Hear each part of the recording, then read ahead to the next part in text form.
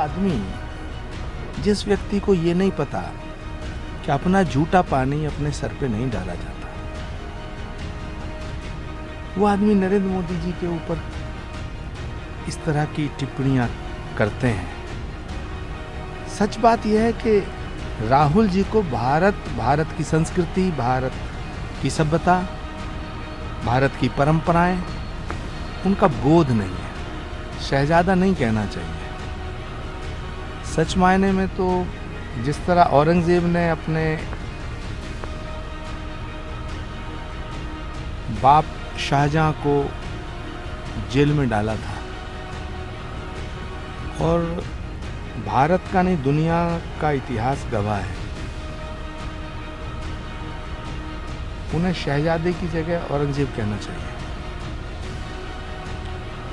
भारतीय इतिहास में न दुनिया के इतिहास में ऐसी कहीं मिसाल नहीं मिलती है। एक तो औरंगजेब और शाहजहां की मिलती है, दूसरी समाजवादी पार्टी की मिलती है। शर्मसार किया है उन्होंने रिश्तों। देखिए, राहुल गांधी जी का 1 पॉइंट एजेंडा है कि बिना मुंह धोए मोदी जी को कोसना।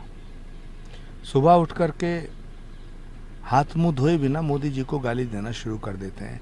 और जो आदमी, जिस व्यक्ति को ये नहीं पता कि अपना झूठा पानी अपने सर पे नहीं डाला जाता, वो आदमी नरेंद्र मोदी जी के ऊपर इस तरह की टिप्पणियां करते हैं। सच बात यह है कि राहुल जी को भारत की संस्कृति, भारत की सभ्यता, भारत की परंपराएं, उनका बोध नहीं है। विदेशी परिवेश में पले बढ़े राहुल गांधी जी को पहले भारत को जानना होगा, उसके बाद भारत के प्रधानमंत्री पर बोलने का प्रयास करें। अखिलेश यादव कह रहे हैं कि जो लोग हम लोगों को शहजादा कहते हैं वो घबराए हुए लोग हैं, और इस बार जो 2 शहजादे हैं वो इनको मात देने का काम करेंगे। यादव जी को शहजादा नहीं कहना चाहिए। सच मायने में तो जिस तरह औरंगजेब ने अपने बाप शाहजहां को जेल में डाला था,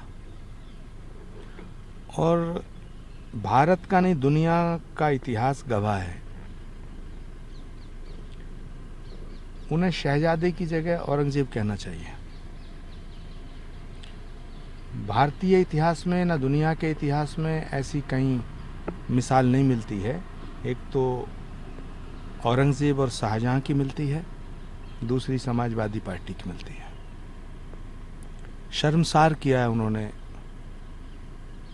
रिश्तों को। कांग्रेस के नेताओं के द्वारा अब कहा जा रहा है कि प्रधानमंत्री 400 पार का नारा अब नहीं दे रहे हैं। उनको एहसास हो गया कि 400 पार नहीं हो रहा है। इस श्रृंखला में प्रियंका गांधी का भी नाम शामिल है, वो भी इस बात का जिक्र कर रही है। 4 तारीख 400 पार, 4 तारीख आने दीजिएगा। इससे पहले कुछ भी कहना ठीक नहीं होगा। प्रधानमंत्री पश्चिम बंगाल के दौरे पर थे। उन्होंने कहा कि टीएमसी संघर्ष कर रही है आज पश्चिम बंगाल में, इसीलिए बीजेपी के नेताओं की गिरफ्तारी की जा रही है। सीटों की भी जिक्र किया कि विधानसभा में हम लोग कमजोर थे, पर किस तरीके से मजबूत होकर भारतीय जनता पार्टी जो है बंगाल में उभरी है। उन्होंने ये भी कहा कि टीएमसी को यहाँ पर पनिश करने की ज़रूरत है, क्योंकि जो नौकरियों को खाने का काम किया है, भ्रष्टाचार करने का काम किया है। और मुझे लगता है 2024 के इस लोकसभा चुनाव में वेस्ट बंगाल भारतीय जनता पार्टी के लिए संजीवनी का काम करेगा। वेस्ट बंगाल में हिंदुत्व जागृत हो चुका है, और जब हिंदुत्व जागृत होता है तो जय श्री राम से चिढ़ने वाले लोगों की लंका दहन हो जाती है। ममता दीदी के प्रति मेरी बड़ी सहानुभूति है, हमेशा रही है, लेकिन इस बार टीएमसी का बोरिया बिस्तरा बंगाल की जनता ने बांधने का फैसला कर लिया है। ममता जी अपने जीवन की सबसे बड़ी क्राइसिस से गुजर रही हैं और 4 जून के बाद टीएमसी कई भागों में विभाजित हो जाएगी। आखिरी सवाल है, जिस तरीके से आरक्षण को एक बड़ा मुद्दा बनाया अपोजिशन ने, हालांकि प्रधानमंत्री इस बात का जिक्र बार बार कर रहे हैं कि सबसे बड़ी दुश्मन अगर कोई है तो कांग्रेस पार्टी है और इनके एजेंडा में मुस्लिम लीग का एजेंडा नज़र आता है, माइनॉरिटीज़ को ये लोग रिजर्वेशन देने का काम करते हैं। पश्चिम बंगाल में भी इस बात का जिक्र किया कि टीएमसी ने भी ऐसा ही कुछ किया, अपने वोट बैंक के लिए सिर्फ और सिर्फ नुकसान पहुँचाया। देखिए, कांग्रेस भंवर में फंस चुकी है और कांग्रेस को भंवर में लाने का काम किसी गैर ने नहीं किया है, कांग्रेस के सबसे बड़े नेताओं ने किया है। कांग्रेस की नैया को पार कराने की जिम्मेदारी राहुल गांधी जी की थी और राहुल गांधी जी अपने पिछले 12-14 साल के इस कार्यकाल में, राजनीतिक इस पीरियड में, कांग्रेस की नैया को भंवर में डाल करके और अब अपने ऊपर झूठा हुआ पानी पी करके अपनी गर्मी मिटा रहे हैं। मुझे लगता है कि अब कोई रास्ता बचा नहीं है।